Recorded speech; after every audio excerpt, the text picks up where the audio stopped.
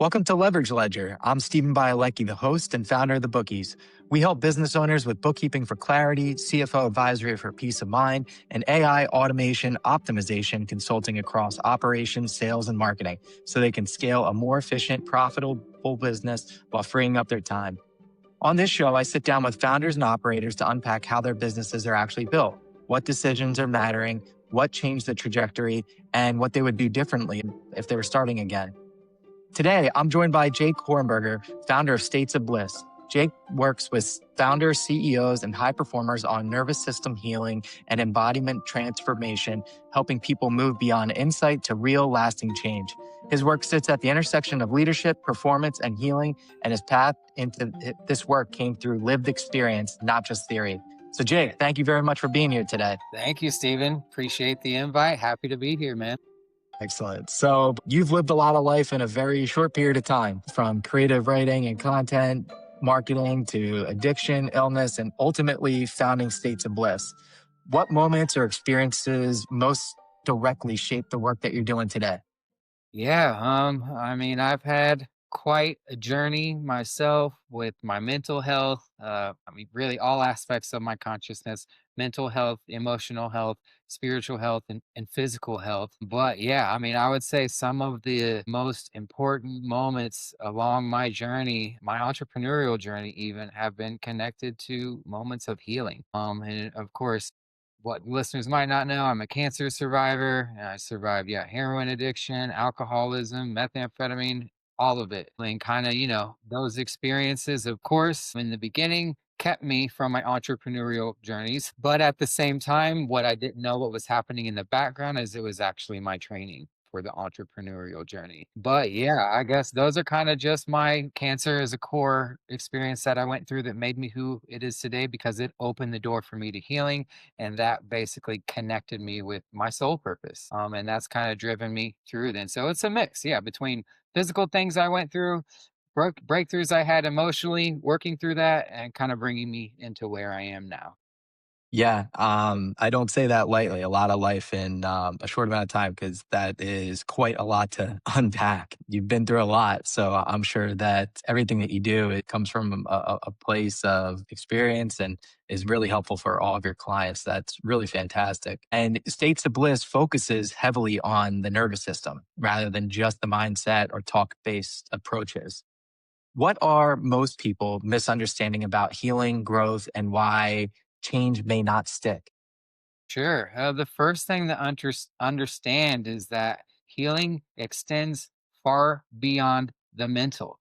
And I'm a huge supporter of people going to therapy. Obviously, all of my clients are in therapy, have been in therapy, but I'll be honest, it's a 100-year-old technology and it does have limitations. And where humans are right now in their consciousness and their evolution is that therapy only takes them about, I don't know, it's hard to put a number on it, but 50% of the way, right? It helps you feel better, but it doesn't actually propel you into the next phase, of your healing and your journey. And that's kind of, you know, what I noticed in my own experiences with therapy, that it helped to a certain extent, but then what next?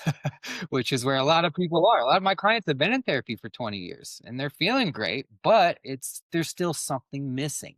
I think a lot of that is because traditional talk therapy, it's all about the mental. But what about, I might touch over to emotion as well, but my main issue is what about the soul? And if you're not talking about the spirit and the soul, well, you're missing a huge component of who you are in your existence and your consciousness. And if you gloss over that and you ignore it, you're only going to go so far. And that's why a lot of people might feel a little bit better, mentally from the therapy. They've sorted out some stuff, they figured out some stuff, they're feeling better, but it just doesn't take them to the next level. And I think that's the main place people get stuck. They stop there and they don't know there's a whole other world of services available for you, that help answer some of those questions. And a lot of that is also people are afraid of their pain.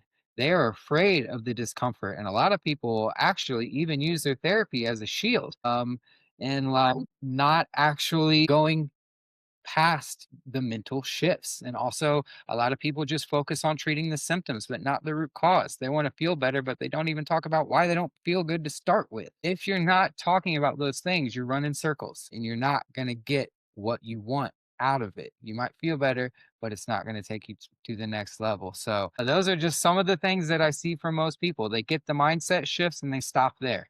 But then 3 months later, after that wears off and you haven't changed your behavior, this is why you're stuck. This is why you're having the same pattern, because you're not doing anything different for longer. When you're still staying within a very confined scope of healing, and you're not dancing outside of that. And one thing I learned is that it requires actually insane creativity to be able to heal on that level, and you have to be creative and you have to understand that consciousness is a spectrum. Every single human is different. What works for your neighbors probably not going to work for you. And you got to be creative and honest with yourself and find what works for you. And that requires you to put effort out aside from just showing up at your therapist once a week to talk about things.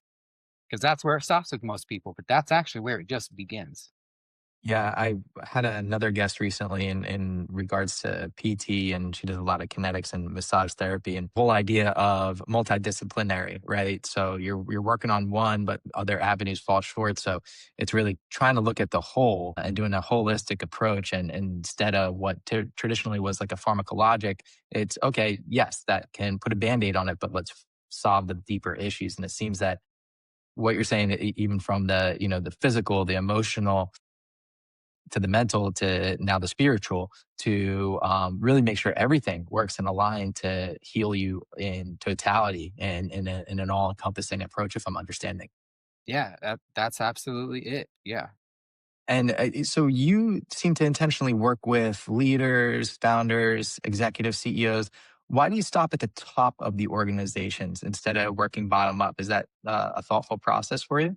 It's a very thoughtful process that came from years of trial and error where it's hard. I mean, basically, it comes down to this like, people that need the most help have the least amount of money. It is a real problem for people because, I mean, it's kind of like what comes first, the chicken or the egg? Like the money to get better, or you get better and then you manifest the money. So a lot of people are stuck between a rock and a hard place where they want to get help, but they don't have the money. And I spent years on conversations doing sales calls with these people trying to convince them to like invest in themselves. And what I learned was just like that was a battle that was not worth fighting.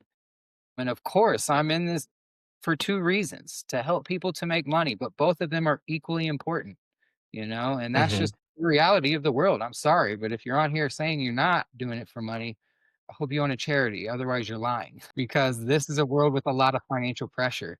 And how I actually grow is by actually stepping into my sole purpose and not just using it to help people, but also to lift myself up. And that means I want to be financially abundant. I want to be Hmm. paid, for my hard work. And I spent years talking with people that were in the same position as I was. And I met with coaches and I didn't think it was the right time. And I didn't think I had the money when really I just wasn't ready because there was so much fear underneath everything. I logically told myself the time wasn't right, or logically told myself I didn't have the money, but really I was just scared.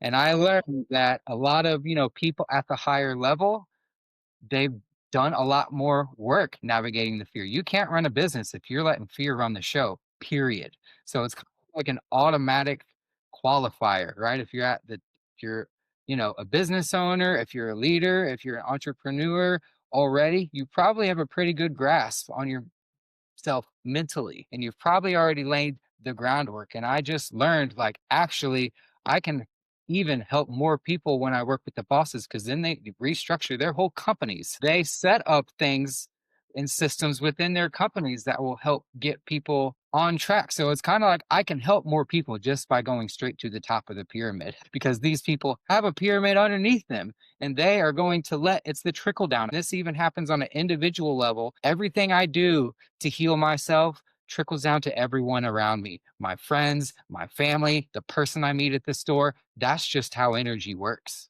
period. We are all connected on that way. And I just learned by trying to sitting across by having phone call after phone call conversation, trying to convince people to not be afraid, basically, was just not a smart use of my time. So instead, I created resources that people can work on themselves for 90 days. Maybe I get a contact and someone has a call with me, but I can tell right off the bat they're not in the financial position, to pay for services because coaching's not cheap. I mean, it's 6 to 10,000 Hmm. standard across the board for a 90-day program. And if you're broke and you're just coming off of addiction and you haven't dealt with your trauma, you ain't got 6 grand lying around. Even if you're making 100K in America, you probably still don't have 6 grand lying around. But I realized like this isn't gonna work. So what I did, I those people out. I created free products for them. Free, did a 90-second nervous system reset. So maybe you do some work with your nervous system for 90 days and then we can have a conversation later. So it's not necessarily about cutting these people out. It's just being smart about how I do business and how I spend my energy. If these people aren't ready, I need to have qualifiers built into my system so I know before I'm making a call who actually has the money, who's serious, and who just needs somebody to talk to. Because that's a lot of what's going on. And these are things I need to know, before I give my time to somebody. So Absolutely. yeah. Yeah, that's just kind of and I also learned I'm also a high performer. I am also an entrepreneur. I am also highly sensitive. And when I was creating my ICP, I was using AI tools to do that. Here's something that blew my mind and still does to this day. I had lots of resistance towards my ICP that I was developing, but something inside me said it was right. So then I got curious and I asked the AI why it created this ICP for me, and it said it based it off of me. And I was like, "Oh my gosh, that makes no sense." So basically, it set me up to serve people that are just like me, which is genius. And I never would have thought about it. So I am like the high performing, sensitive, professional that I'm also trying to work with. And it just makes perfect sense because it is a specific type of person. And naturally, I can help people like me. Fair. Yeah, that's probably a long winded answer to the question. No, it makes a lot of sense. I mean, you hit on a few things that, one of the things Dave Ramsey is a financial guy, says Love that it. you have to live like anyone else. Yeah, you gotta live like no one else so you can give like no one else, right? It's hard to Exactly. affect much change or do much if you're broke. One of my favorite movies, Salt Lake City Punk, at the end, he kind of ends up going and kind of selling out, but he and becomes a lawyer, even though he wanted to be a Yep. punk and be anti-establishment. But the whole Because thing you was, can, well, yeah, I can affect more once I get on the other side of it. It takes money to change things, and I think that's true. part of growing up and some of that becoming aware of that, and then also having that insight and intelligence and awareness of, hey, let me influence other people that can influence others because yeah, I can talk to this person, but they don't really have influence, not respected to somebody else, somebody that has worked and earned that and fought to keep that and fought to get that. If you're able to change their thought patterns, well, now they're affecting a whole bunch of people as opposed to just one person. They're affecting an entire organization. So I think that's incredibly intelligent and well thought out.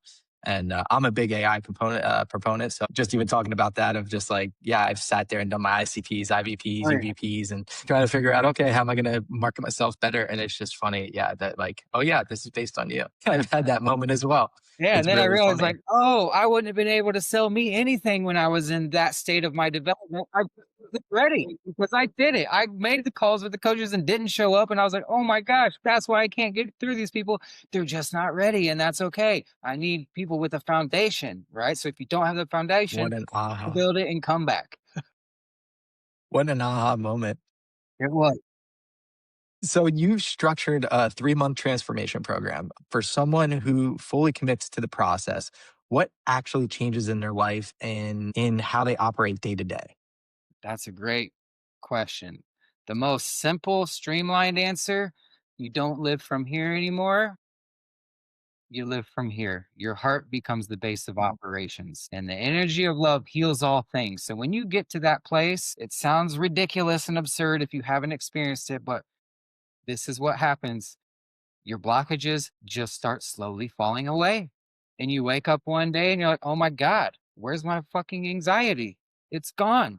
And you're looking around and you don't know what to do with your life because you're not engaged with the drama anymore. Things are just naturally open up for you when it requires you to do less. I know that's hard to believe, but I experienced it myself.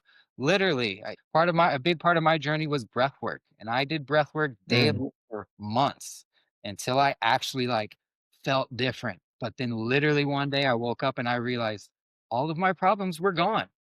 And I was it's like, incredible. what? Is this some kind of mind fuck from the universe? Like I couldn't nervous thing. I was like, "What?" It really is that simple of just hitting pause when you're triggered every day for 6 months, and then it's done. It's just kind of automatic. It's like automated. Once you get your nervous system relaxed, healing happens automatically, and that's the big trick here, is that, you don't gotta do a bunch of things. You don't need a big to-do list. You just gotta hit the pause button when you're triggered and coach yourself. Hmm, I love that. Yeah, it's incredibly important, and literally, guests I just had on, we were talking about that as well, and giving yourself some grace and just that consistency of being able to hit that pause button or that realization or just that moment in your day. Yep. And where we're at today, being the beginning of a new year, a lot of people have these big lofty goals, and it's just like it just starts with one maybe little thing each day Yes. or per Yes. week or per month, but something small. It's not change doesn't come about and just like, hey, I'm going to change my life in one day. Yeah, It's no, just that that little bit, right? yeah, and thinking that is more survival programming. Like, that's not how it works. When it's like all these big lofty goals, I've seen them online and I literally laugh out loud at them. Like, that person ain't gonna do any of that shit. You need to do one thing, small thing. But this is how we trick ourselves into the same cycles because that's actually a subconscious self-sabotage, is creating all of these goals that you deep down know you're not gonna do, but this is the way the mind tricks us into being stuck. It's actually all very simple. It's just counter logical. Oh, you want to heal? Do less. That makes no sense. Shut up and sit over there and just chill. What? That's how it works. And then you start receiving information. You start putting dots together because you're finally giving yourself the space to see it. Mm, yeah, yeah, that resonates with me in a big way. That's how we've been programmed, is to just do, do, do, do, do, do, do, do. But that's not what you need to do. Actually, it's about doing less. It's about pausing. It's about slowing down. So speaking of being able to do less, you also just wrote a self-guided 90-day nervous system regulation book. So you're still doing more while doing less. So what was the process of turning something deeply personal into a structured, scalable product? Yeah, oof, that was a process that I'll be honest, I mean, technically it's taken me my whole life to figure that out. So it wasn't something that I like necessarily set out to do and did it. It was something that I just kind of fell into. I mentioned earlier I was diagnosed with cancer, and that was actually what taught me the value of slowing down because I didn't have a choice at that point. I was burnt out from my job. I was broken down mentally and emotionally. And I was basically, the universe said, "You're in timeout now. If you don't go to timeout, Jake, it ain't going to be good for you." So I went in timeout, but I took it seriously. And basically, I started putting all these pieces together to my soul. And then once I started healing, I started realizing, oh, day jobs are bullshit. What am I doing? Seriously? I need to find out who I am and what I'm supposed to be doing. And that created a whole journey of finding my purpose. And then when I found my purpose, I was already 5 years into healing. I was like, oh, I have all of these tools and resources that I used on my own. No one knows about this stuff, mainstream at least. Now I just put all this into my stuff and like build my business around it. And it was kind of like, basically, I sat down one day and started putting all the puzzle pieces together, and, like I said, it wasn't something intentional, but it was, like, a lot of time traveling along that, and it was like, it's all being inspired by what I experienced, and that's kinda why I named my company States of Bliss, because I started waking up, experiencing states of bliss, blown away that it was even happening, and then that pretty much just motivated me, and then over the years, I started documenting stuff. I started documenting my beats per minute and like what I did before I got into that because I would have visions and stuff. And I was not a spiritual awake person before, not someone I would consider to have spiritual gifts, but they were there dormant my whole life, hiding underneath my trauma. And when I got a taste of that, I realized everyone's like this. It's not just me. All humans have these gifts. This is insane. I got to teach people how to access those. And then later on is when I got strategical about it. Then I went back and started saying, okay, now I know what I did, but how can I put all these pieces together in a way where everyone can do it and everyone can build their own, um, Hard. it's very, very hard. And I mean, I'll be honest, I just gutted my book and rewrote it since we met, even. I think Wow. this week, me and my partner rewrote the whole thing. So it's like, and even then, and that's coming from real data that I'm getting from people's experiences with the book. And it's like, okay, maybe this was a little too focused on trauma, or this was a little too whatever. And it's just like making sure that every human can interact with this book and find medicine in it that they can integrate into their life on their own with, and that's not something that I just woke up one day and was like, I'm going to do this.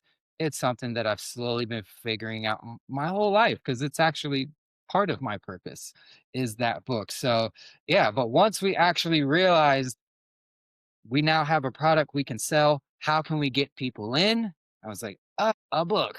Duh. Then drafting the specific framework. And that process, I'll be honest, it was three humans and an AI is how we Yeah. got them. And that process was pretty simple because I had it all here. It was just mainly organizing my notes and extracting all of it and making sure it was available and for the masses. But that process was pretty straightforward. That's impressive. What has been the most rewarding or surprising transformation that you've witnessed in a client? Yeah, man. I've seen people, one client had a multi-million-dollar business that he closed to become a coach.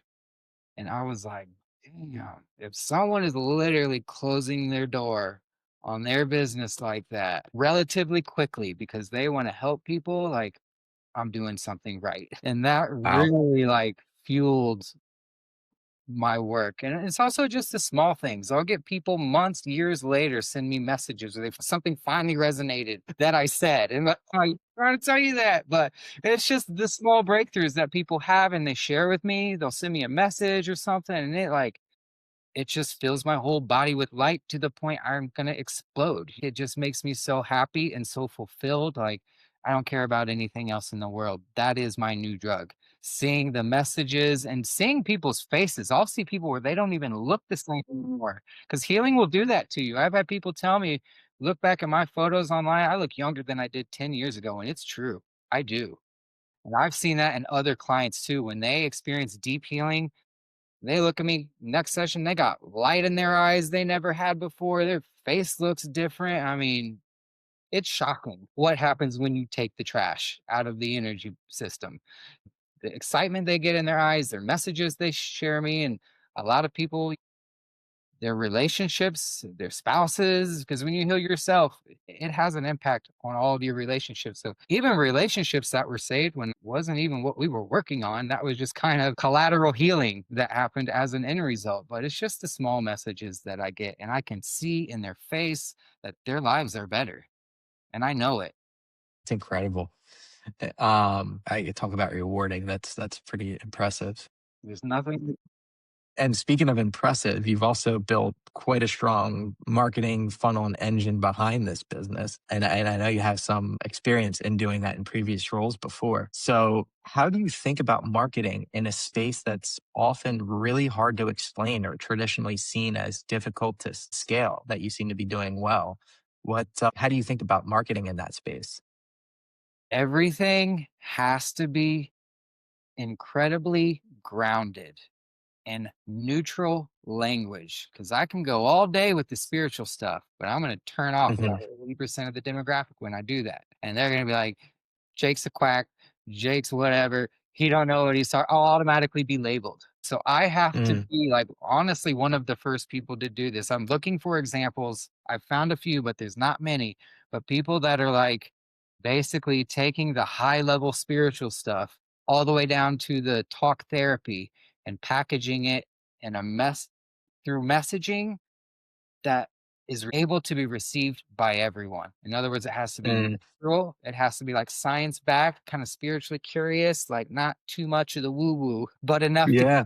ground it. And that is hard to do. And I still haven't figured it out yet. But every day we're making changes to our messaging and seeing who we actually get on the calls and what type of people that we are. And it gives us pretty good, you know, feedback of if we're doing it successfully. And it's still a working progress, but we're getting a little bit better every day. But it's hard.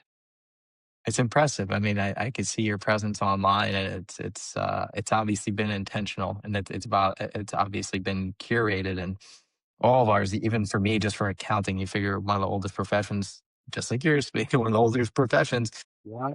you figured you'd have it down by now. But no, every day I feel like I'm changing something, a word, even the intro to this podcast, whatever it might be. There's always that little room for improvement, right? 1000%. So, for business owners that are listening to this who are successful on paper, but may feel burned out, disconnected, or stuck internally, what's the first honest signal they should pay attention to? Yeah, this is something that almost everybody has it, but it's basically when nothing makes you satisfied. You set goals, Mm, you reach them. Financial goals, you reach them. You grow the business, you reach them, but there's still something not fulfilled inside of you. And that's usually almost always something connected to the soul. But yeah, that's it. If you just never satisfied with the things that you do, then yeah, you're not present, period. And your nervous system ain't regulated, period. And you're on a feedback loop and you're always going to be wanting, wanting, wanting, wanting, wanting, and never feeling fulfilled. yeah, that what is it, Pirates of the Caribbean, where the like, the one part of it, he's just like, yeah, we keep on drinking and eating, but it doesn't do anything. Their thirst is never quenched. You're hungry, Yep. but it never satisfies it. It's kind of it seems to be that same kind of idea of you have as much as you want of something, but it still doesn't satisfy that craving or whatever it is you're looking to satisfy there. Sure. So, looking ahead, if your vision plays out the way that you believe it will, and what does the future of healing, leadership, and human performance in general look like? Yeah. I mean, in my vision, in my world, and I do see material evidence for it every single day, is that humans are going to stop living from here and they're going to start living from their heart. And when you get to that's reprogramming right there. That's moving the base of Mm, operation. Everybody's locked in here and they think that's where they're supposed to live. But that is the biggest trick that's gotten us into this situation. Actually, this is why our mental health is this way because we're all here and we ain't here. So, my job is honestly to open hearts. And when that happens, I'll be honest. I mean, everything else just kind of starts to fall in place. I mean, I've had people when the tears start coming, I mean, they release things that have been stored in their bodies for their entire life. And that's actually what the purpose of tears is. I mean, not to mention your tears have cortisol. You release cortisol from your system when you cry. And like the tears are they're the chariots of your transformation. So when humans start to open their hearts and live from their hearts, we will literally streamline everything so quickly. We will solve our problems. We will start getting along. We will heal our traumas and we will be able to live in relative peace. Now, of course, is this something that's going to happen overnight? No, in my opinion, this will take hundreds of thousands of years to slowly unfold, but it is happening already and I see it. I people see people every day, their hearts were closed in the past. Now they're coming to me talking about things they were not open to and it's like people making connections about their past, how they were raised and their trauma and all that comes from the heart and being open. And that's kind of what my job is. And it will basically end the era that humanity is dealing with right now, which is, I mean, from my take, is just primarily mental health issues. And that is the mm. block. Ironically, what's blocking our mental health issues is our own brains, which created anyways. It's funny. It's kind of an upside down thing, but this has been the era of poor mental health for humans for the past 20 years plus. And I think that's what's next. We're going to be able to solve that. And then we can go deeper into our collective and individual issues emotionally and spiritually as humans. And that's kind of what the purpose of this company and my body on this planet is for to help people see that and to feel that. It's incredible. And this has been just a very interesting, insightful conversation. And I can't tell you how much I appreciate you sharing the story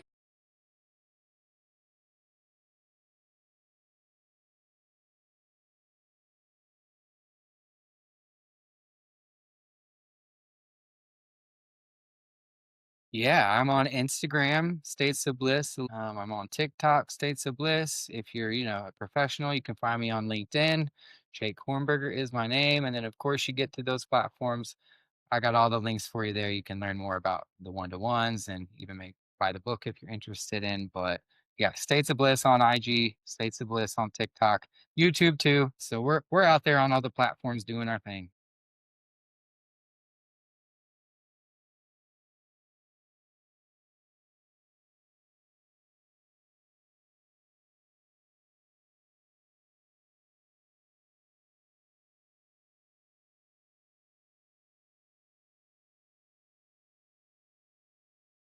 Thank you.